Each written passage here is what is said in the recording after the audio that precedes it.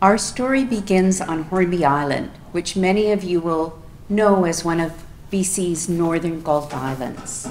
This is the traditional Indigenous territory of the Puntledge people, who were decimated by the 1862 smallpox epidemic brought by settlers. White settlers began living on Hornby in the 1870s. And by the early 20th century, there were about 50 settlers on the island and a small but active farming community. In 1920, 8-year-old settler girl, Othoa Scott, was on her way home from school when a brutal but ordinary childhood incident took place. She was with another girl, her friend, and they were chased by a couple of older boys. Othoa climbed over a fence to escape and fell on a pile of rocks. She suffered a badly injured back, and at that moment, that was effectively a time that her childhood got arrested. It was a pivotal moment in her life. Such personal accidents are usually imperceptible to history. Usually an accident like that would only be a family story and maybe only seen as significant or remembered for a generation. But Othoa's accident was not to be one of those personal tragedies.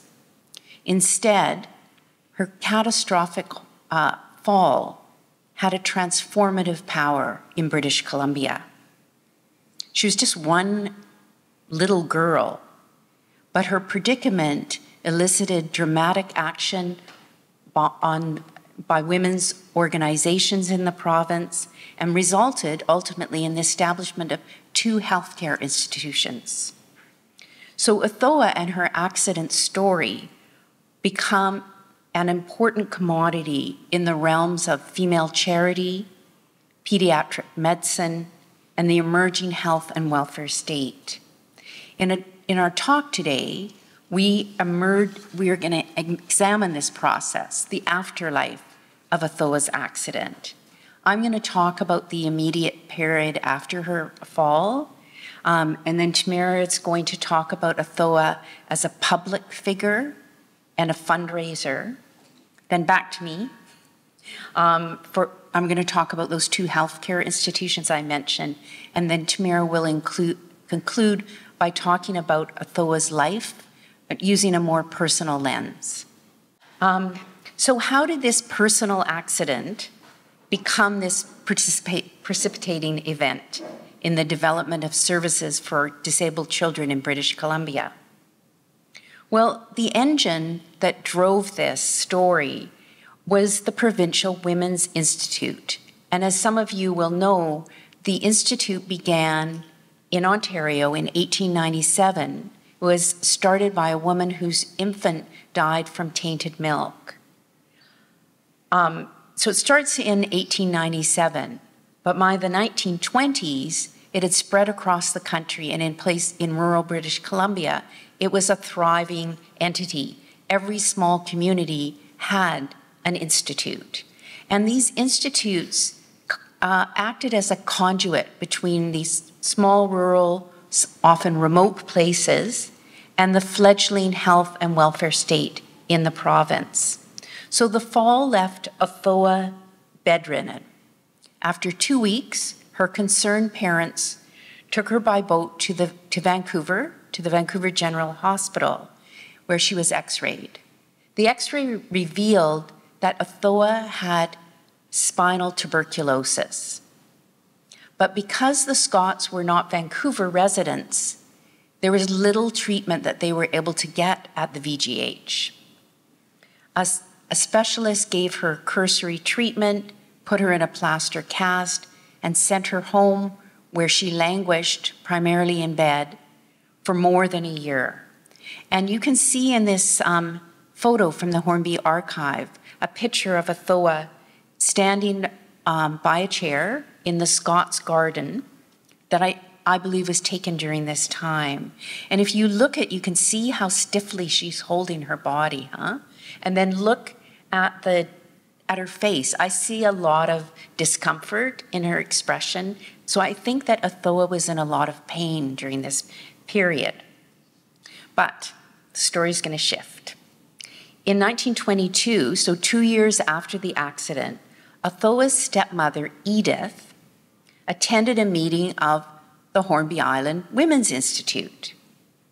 And hearing that they were raising money for disabled Russian children, Edith was incensed. What about Othoa? What about other injured Canadian children in desperate need of medical care? Edith was a letter writer, and she was a bit of a fighter, I think. She went home and she wrote to Evangeline McLaughlin, who was secretary of the BC Women's Institutes. So in BC, the secretary of the Women's Institutes was a provincial civil servant. But McLaughlin was also a health activist. And in her letter, Edith Scott evokes the Institute's commitment to child welfare, and she framed her appeal for help as a mother unable to cure her injured child. So she was employing the language of settler maternalism and the Institute's ethos of public responsibility. Edith certainly picked the right recipient for her plea.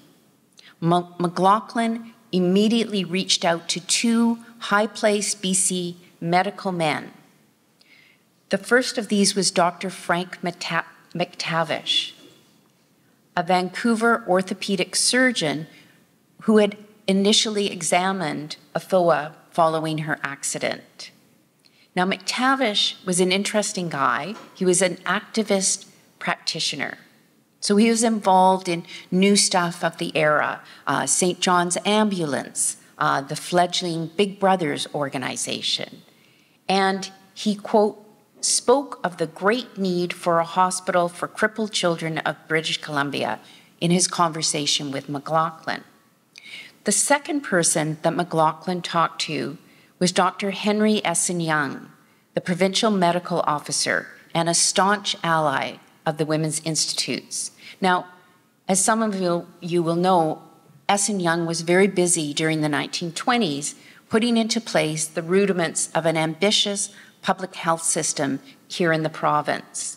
He secured money from his department to pay for Othoa's transportation costs to Vancouver and placed her in the children's ward at VGH, where she could be treated by McTavish. According to Edith Scott, Othoa remained in treatment for 8 months and, quote, came out cured. It seems likely that Essen Young was the person that also advised McLaughlin to take this project to the local institutes. So in 1923, she came over from Victoria and attended a card party at the home of the president of the Central Park Women's Institute here in Vancouver. The group immediately donated $25 to buy a brace for Othoa, and more importantly, they began a fund for crippled children in BC. That was the title. And they sent out letters right across the province to all the local institutes asking members to donate to the cause. They were overwhelmed by the response. They figured they might raise, their hope was $500. They raised $1,000 over the first 8 months of the campaign. And this was from ordinary women across the province. So the institution women, by donating to this cause, by raising money for the Othoa Fund, were successfully engaging in a project that historians call settler futurity. They were enacting colonialism through creating healthy white children in their quest to produce future settler citizens. So Othoa was born into an era that witnessed rapidly changing ideas about the child, the body, and health. In the early to mid-20th century, campaigns to reduce infant and child death and eradicate childhood diseases among settler populations preoccupied public health circles and public policy in Canada, creating what historians call the public child. Further afield, in 1924, the League of Nations adopted the Geneva Declaration of the Rights of the Child, recognizing the rights of youth and the obligation of adults to care for the young, and acknowledgement of society's responsibility to children like Othoa. Though her accident had rendered her, in the parlance of the day, defective, as a settler girl, she came to represent public responsibility for children and the promise of rehabilitation, cure, and medicine's ability to restore childhood to such children. By the mid-20s, Othoa had become both a public child and in some ways a public spectacle, as she and so many others strove to make sense and take control of her bodily difference and its implications for the future. She was perhaps BC's original poster child for children with disabilities, being the image most associated with the Women's Institute's fundraising efforts to create rehabilitation services for BC's disabled youth. As the first child selected to benefit from the monies raised by the Women's Institutes, Little Othoa, she was called, became a household name. Her celebrity peaked in the summer of 1925 when she ran as a contestant for Queen of the Vancouver exhibition. This is the forerunner, of course, of the Pacific National Exhibition, the PNE. The PNE had begun as in 1910 as an industrial and agricultural fair to promote animal husbandry and, in quotes, the improvement of the breed of horses, cattle, sheep, pigs, and dogs, and to develop the province's natural resources. Like many fairs at the time, it also had its share of sideshows and performances, from the burlesque to boxing matches to freak shows in what they call the Skid Road part of the fair. So-called beauty contests were part of this development. This exhibitionary culture reinforced, of course, the race, class, age, and gendered hierarchies and tilted at eugenics. So although Miss Teen PNE wouldn't arrive until 1948, as early as 1913, the fair hosted a Better Babies contest, and you see the certificate in the center there. For 50 cents, a family could register their children, who would be examined by doctors and nurses and rated according to their health. Now, this was enormously popular, with over 1,000 children being so vetted annually. This is in the 1910s.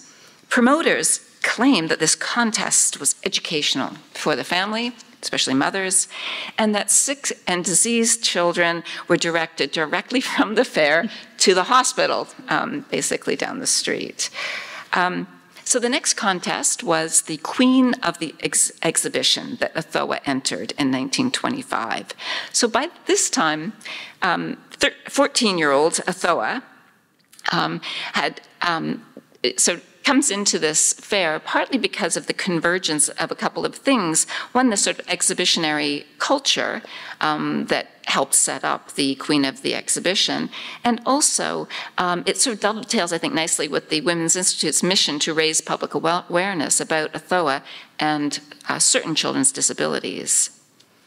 So at the same time, the Vancouver exhibition really well integrated youth and children.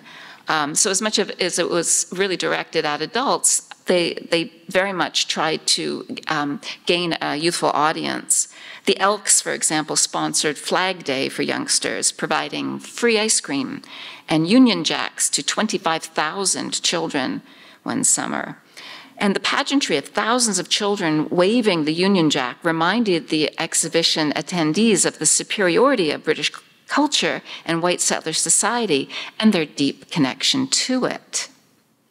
So the BC Women's Institute collaborated with Vancouver businessman W.C. Shelley of Shelley Brothers Bakery And they entered Othoa into the competition for queen and named her the Gleam o' Hope Princess.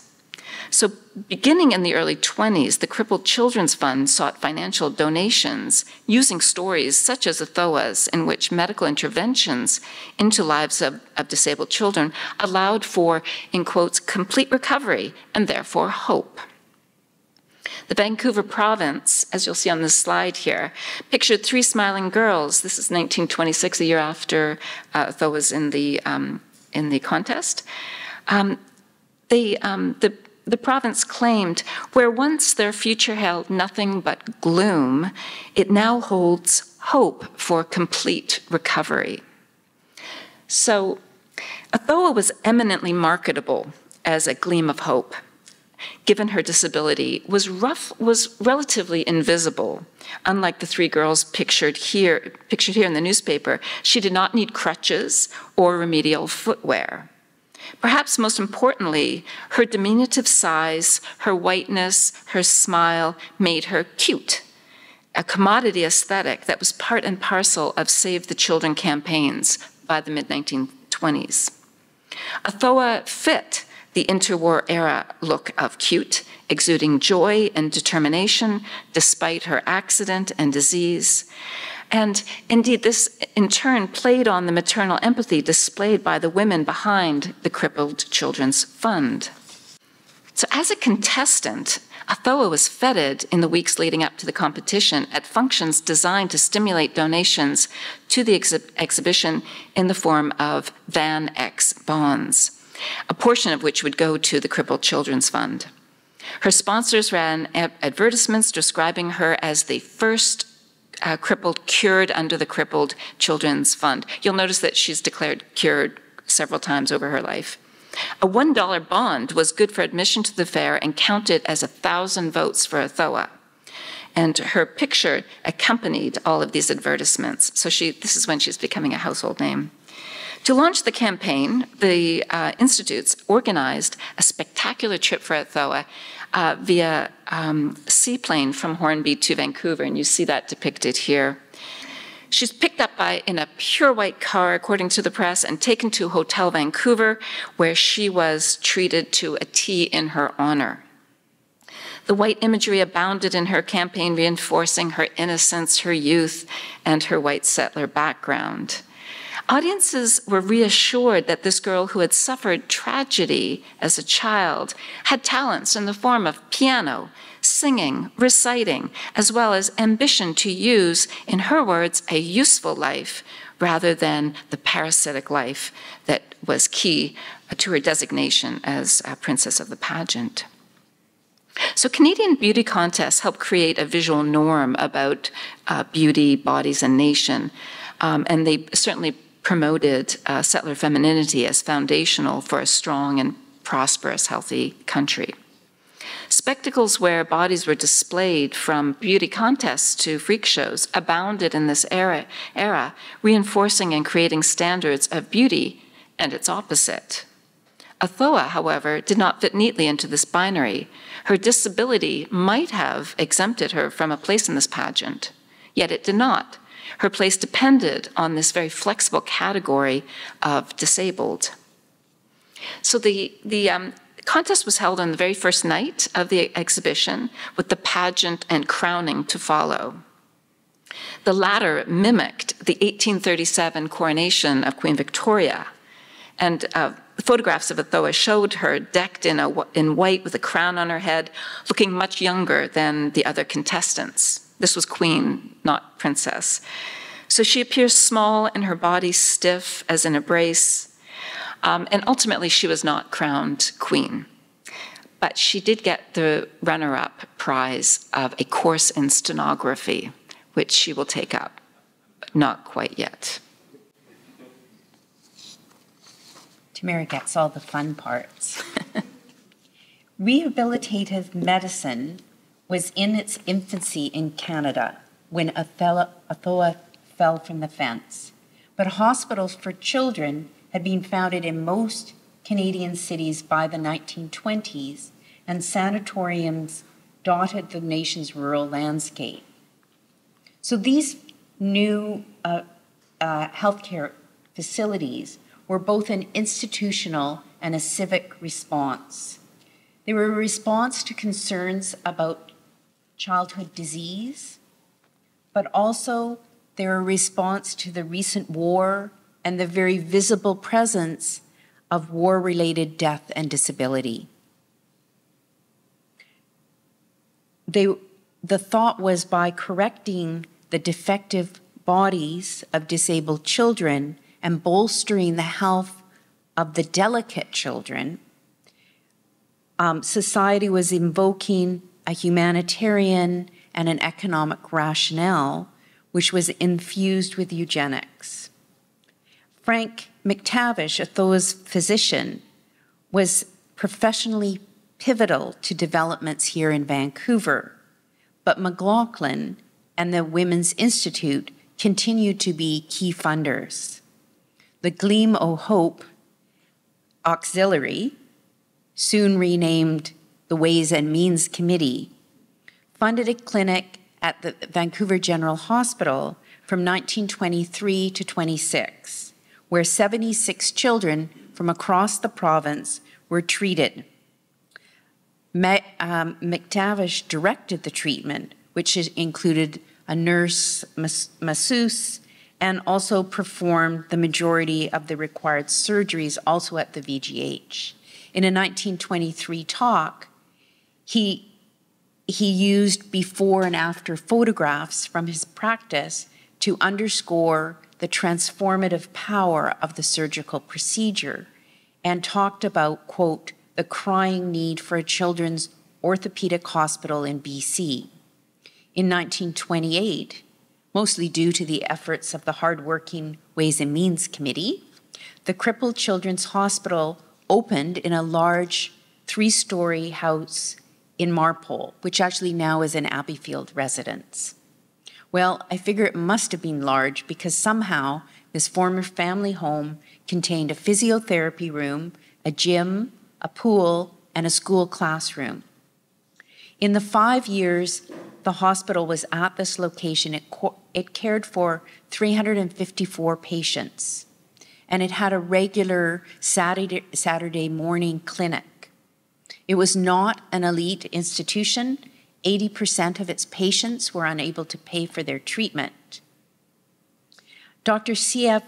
Eckenberry from the Seattle Orthopedic Hospital, in his speech that he gave when he visited, stated that the goal of orthopedic workers in hospitals was essentially humanitarian, putting, quote, an otherwise uselessly crippled child in a position to support itself as an independent citizen. The word citizen comes up a lot. Supporters like McTavish, who performed his work at the Marpole Hospital for free, were regarded as servants of the greater human good. In 1933, an extensive new crippled children's hospital was opened on land leased from the city at 59th Avenue and Manitoba, so just south of the current Langara Golf Course. But apart from the active involvement of the Women's Institutes from Point Grey, the Women's Institute had stepped back from funding the hospital by that point. The new hospital had 2 general wards, a physiotherapy department, dining and playrooms, and as you can see from this slide, a schoolroom for patients and a swimming tank. A 1929 Sunday Star magazine spread titled "A Repair Shop for Broken Children" allows us a closer look into what the author explained was not really a hospital, but a place of daily miracles. Here, the quote, twisted limbs of children like Albert, a quote, little Japanese boy from Prince Rupert, were, quote, repaired through a combination of surgery, corrective exercise, massage, physiotherapy, and daily sunbaths. Children like Albert, the author tells us, were members of the Can family who used healthy thoughts, exercise, proper food, and always strove to improve physically every day. The Can family. This sort of narrative is regarded by critical disability scholars as the standard prescription for CRIP success in the early 21st century. I'm now going to shift the focus to the Queen Alexander Solarium, which opened its doors on Vancouver Island in 1927, and this was the second institution to benefit from the Women's Institute. Othoa, the quote, lonely little girl whose crippled spine was keeping her from enjoying life as others did on Hornby Island and who knew nothing of the outside world, was its first and most famous patient. The solarium was to be her home and community for her young adult years. We found that the work of the solarium, which was set on a rural site north of Victoria on the west side of the Saanich Inlet, if any of you are from that area, was a really interesting contrast to the Vancouver Hospital. Founding physician Sarah Wace was pulling from European and British ideas about healthy outdoor living and meaningful activity, arguing that these actions could repair both damaged bodies, but also the psychological damage caused by extended illness and long separation from home and kin that being healed might take. Sunlight, one British proponent wrote, exhilarates and enlivens like good champagne, but was also, quote, the world's greatest antiseptic. So sunshine was believed at this time to act on deeply seated lesions, such as those created by tuberculosis. The preventative and curative mission of the Queen Alexander Solarium, with education and occupational training undertaken alongside treatment, was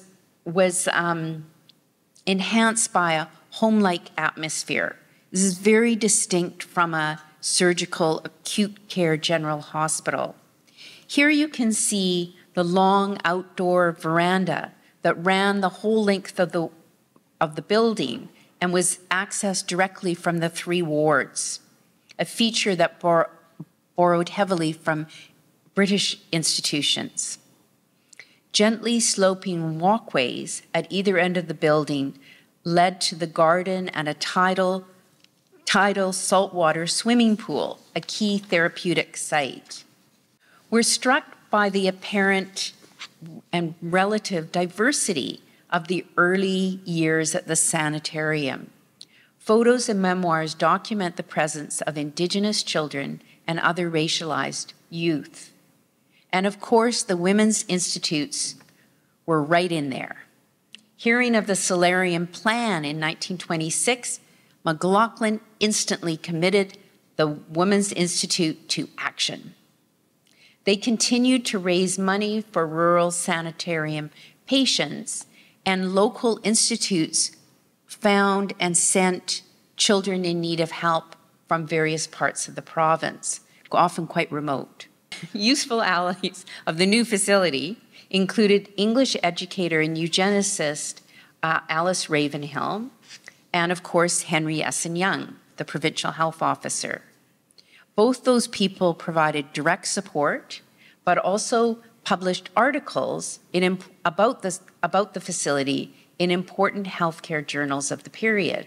And we were interested to see how Ravenhill folded Othoa's story into her 1927 piece in the American journal Modern Hospital, which brings us back to Othoa and Tamara.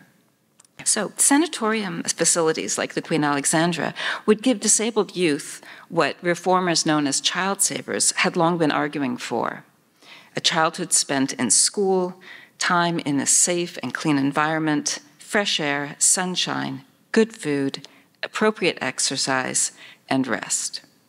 However, the institution facilitated the removal of disabled and so-called unhealthy children from impoverished families and replaced homes deemed inadequate with rehabilitative medicine and middle-class values and practices to remake the imperfect child into a productive citizen. Despite the fragmenting of the family, these institutions were seen widely as positive substitutes for home, in the same way that compulsory schooling had replaced what was seen as substandard home education decades earlier. And Othoa was enlisted to sell such rehabilitation.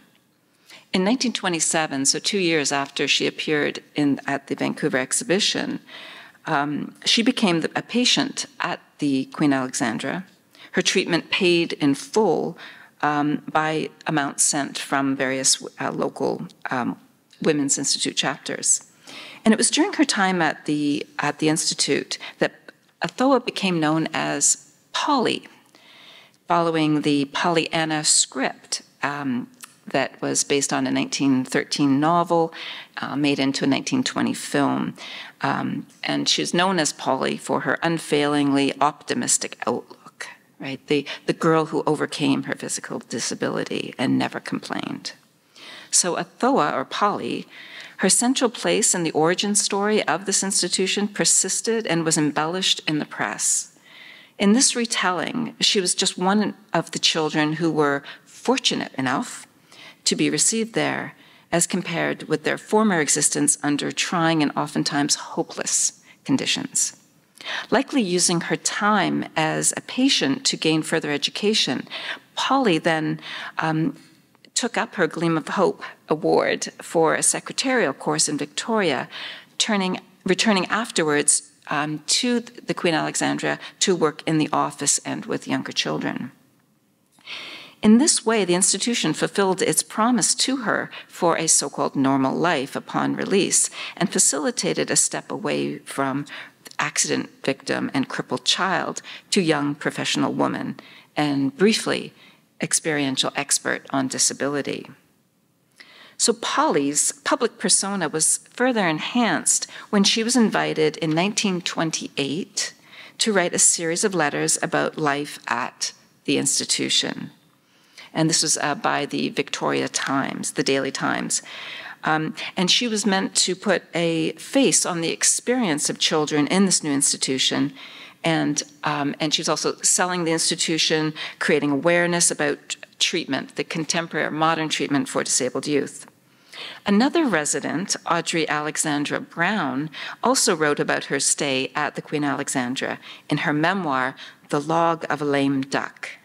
And she recounts her long road to recovery, painful treatments for arthritis, and this is in her 1934 memoir. And she also talks about ultimately her ability to walk away from the institution having been cured.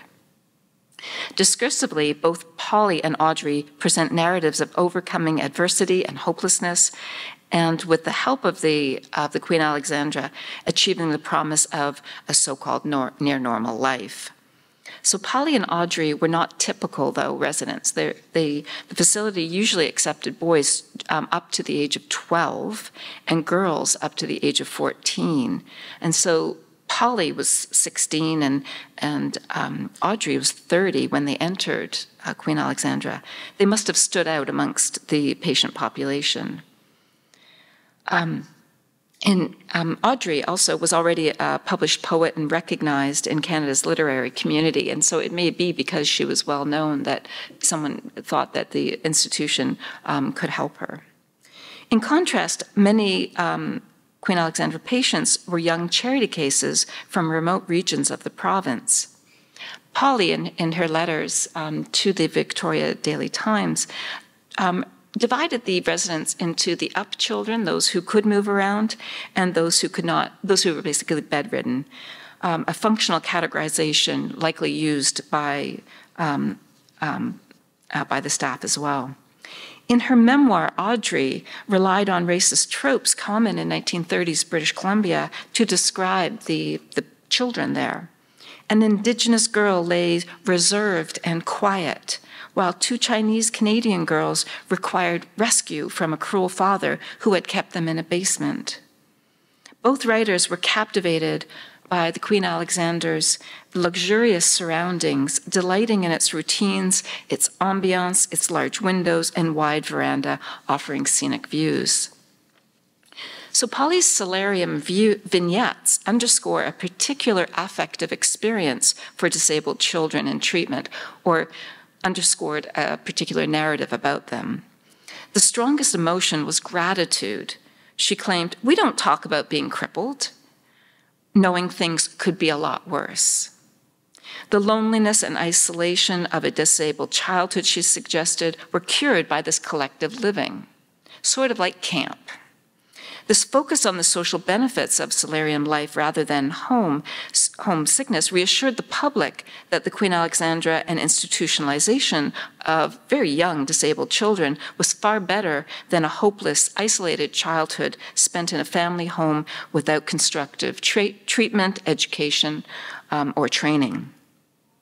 So indeed, Polly's newspaper columns kind of conform to a genre of children's writing that's exemplified by summer camp correspondence, where you have a sense that the camp directors are overseeing what they write to their parents, with details of place and space animated by accounts of daily routine and special events. She described the delicious roasts and fish that they ate for dinner, the ice cream for dessert, games, story time, prayers, and the small chores or light chores that they were meant to do. She wrote that their days started, weather permitting, with an adventure in the pool at the sea's edge. The up children made their way down to the pool alongside those in wheelchairs or on trolleys. Lessons, education made up most of the day, with handiwork and crafting punctuating this curriculum. She used this, the opportunity to talk about how both boys and girls learned embroidery, knitting, and sewing. But she also addressed the contemporary anxieties about boys not becoming the he-men that they were meant to. So she talked about in an era when the concern over boys' so-called sissy tendencies were raging. She talked about the very definition of masculinity being centered on able-bodiedness, and that her reader ought not worry because the boys did not read girls' literature, but they played games and they roughhoused just like ordinary boys. And of course, they overcame their physical challenges. So she repeatedly makes the point that disabled children were capable and they were normal. She chides the reader for thinking that a paralyzed leg or a stiff knee would keep children from swimming. And she talked on about swimming races and elaborate water games and how they all enjoyed it very much. So the focus on the curriculum, which she does in some detail, also was meant to reassure parents and other adults that what was offered there was reminiscent of what these kids would get at school, and the implicitly criticizing the home for not doing homeschooling, which there was at this time, as we know from Mona Gleason's work.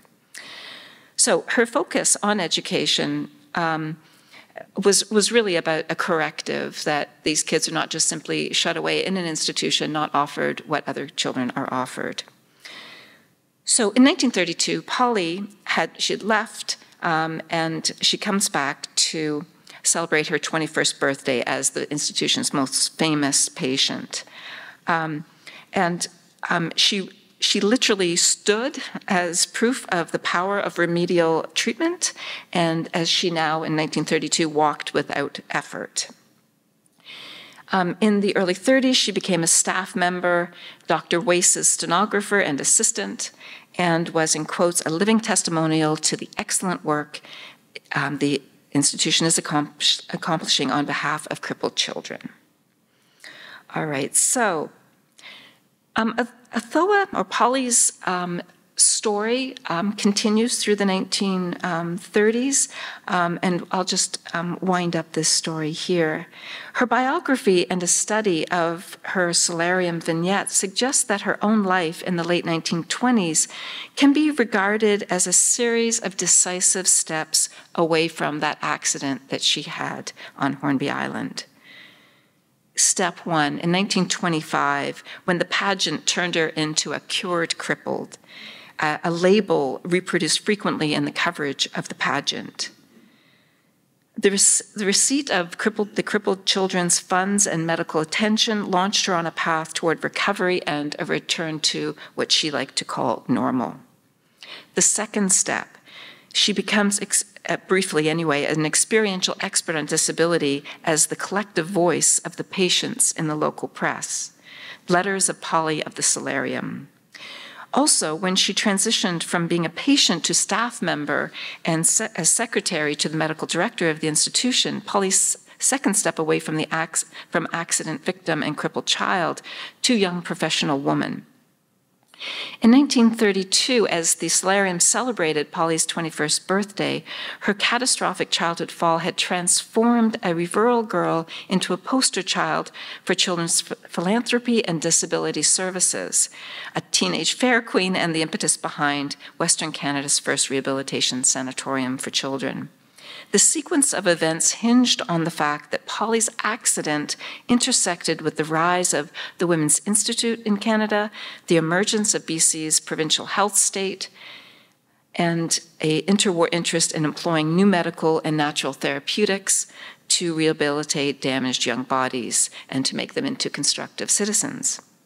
By way of epilogue, in 1937, Othoa was in her late 20s. She married a local school teacher and pursued then a life as wife and mother of 3 children. Othoa took her final step beyond the social and physical barriers created by her youthful accident, fulfilling the Women's Institute's normative expectations of her gender in the ableist world. Perhaps as a reminder of this long transition, she kept the name Polly for the rest of her life.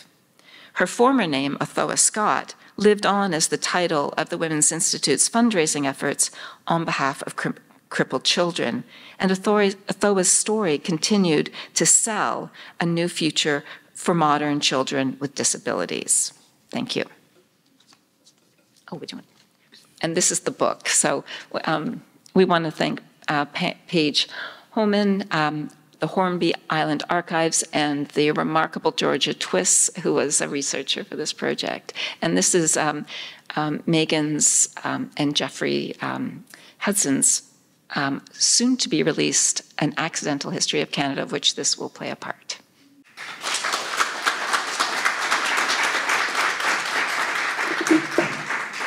Well, maybe I can project.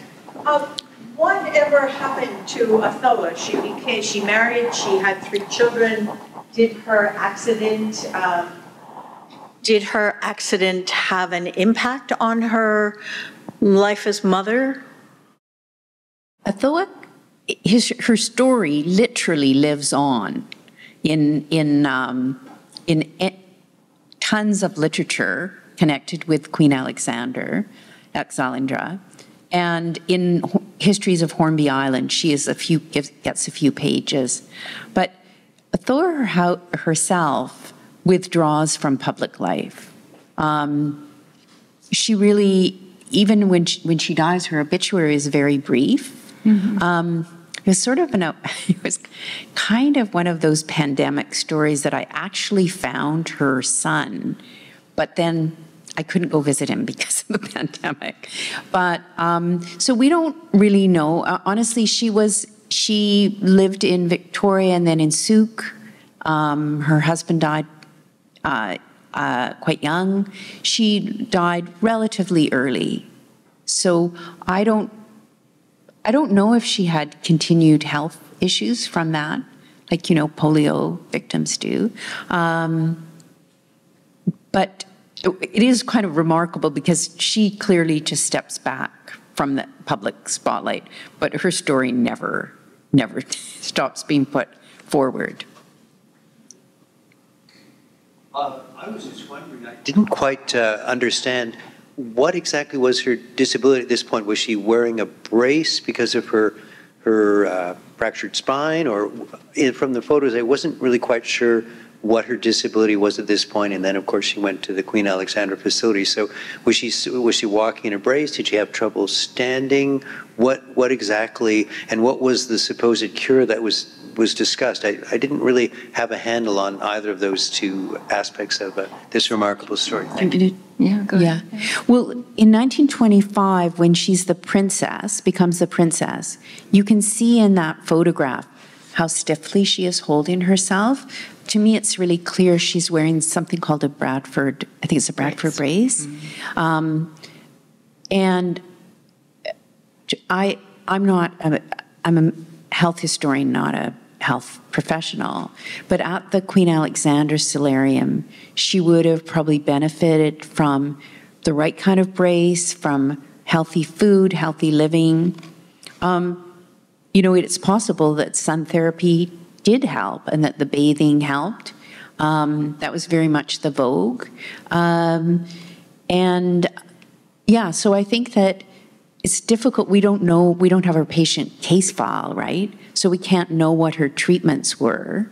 But I think that for tuberculosis, Gertie, do you know what the treatment for tuberculosis is? Rest and support to support her spine, which the brace would have done, and time.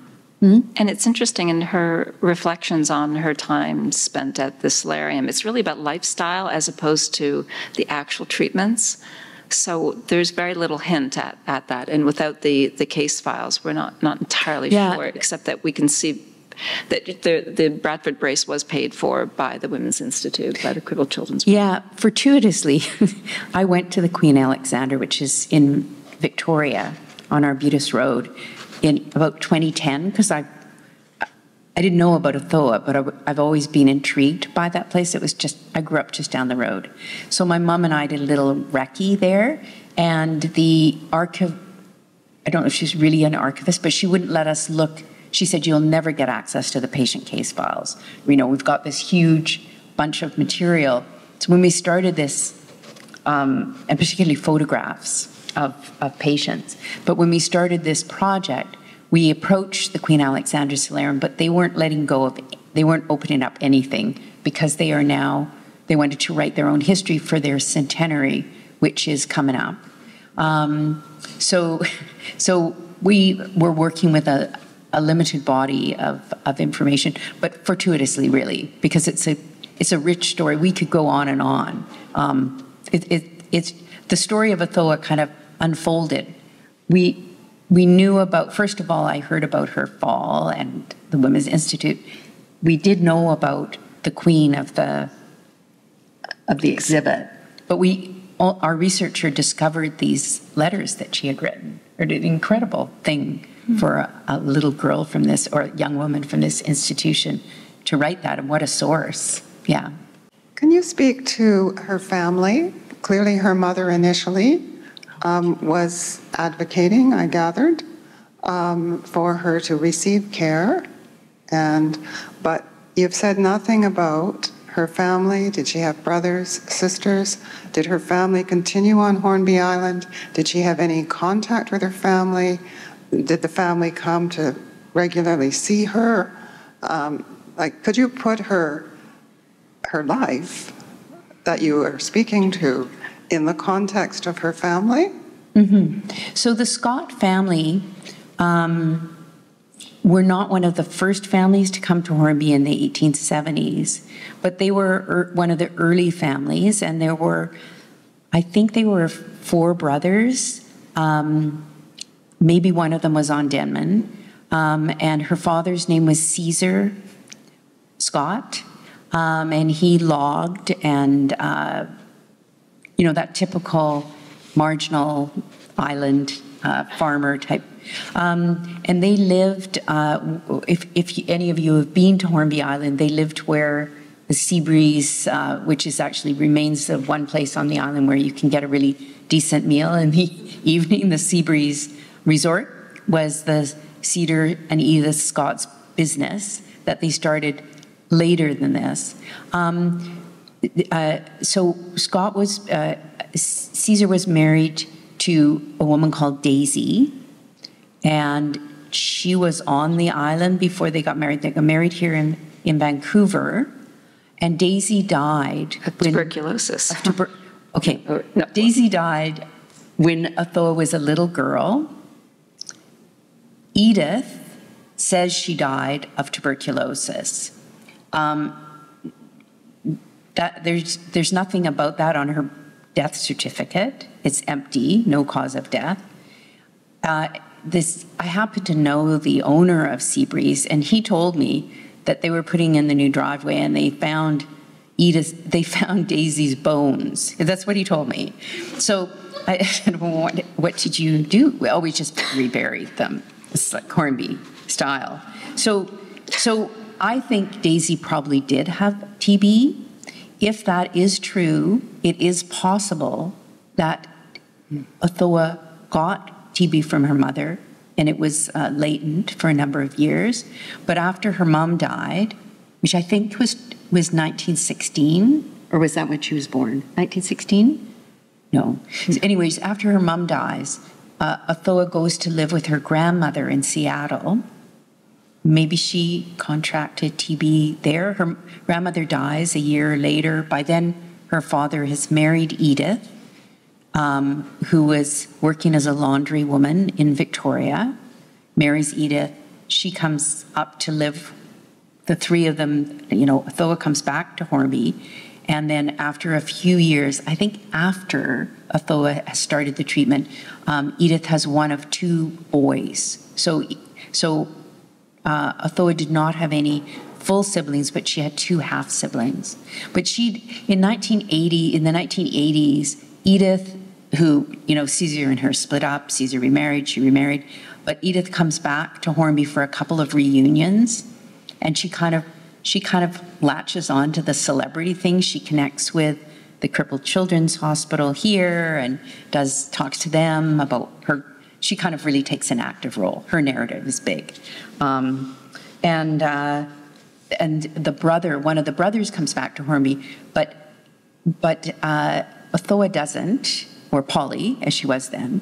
And then she dies right around there before the second reunion. So that's everything. I think I've given you everything. But you're asking if the family visited, and we don't have a lot of information about that. She doesn't talk about it. That's not something.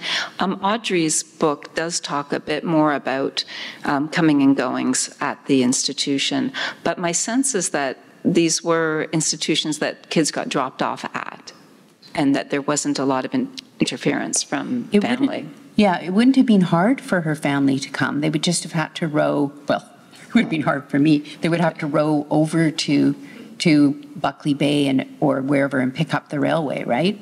And that would have taken them right practically to the Queen Alexandra. Sorry, that was a bit long-winded. I went down a lot of rabbit holes with this. This feeds into this larger narrative about tuberculosis and the trunchial sanatorium, and the number of people that I have heard from over the years that I've been doing this who are trying to track down information about relatives, and all they knew about them was that they had tuberculosis and they went to the sanatorium in Kamloops. And is there a medical history in your future about tuberculosis, or either of you? I believe there's a young emerging scholar in the province to do that topic, which I think is fascinating. And actually, during the talk today, I thought, I wonder if anyone suggested that Othoa would go to Tranquil. Yeah. Because, were there children in Tranquil? And again, I've heard it being mainly for adults, but I don't know. Just don't know.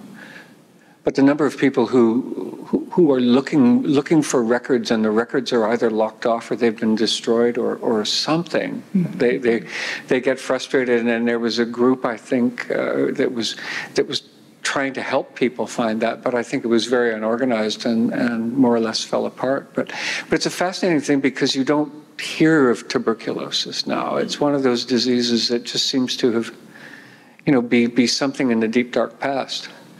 Mm-hmm. Well, residential schools and for young people today. Yeah. I mean, I don't even. There's only one book that I'm aware of about the history of Tranquil, but I wonder. Just thinking, is there a patient graveyard there? That would have names, or do they just have numbers on the grave? I don't know. Yeah. We do have a nursing historian in the audience. She might be able to add to this.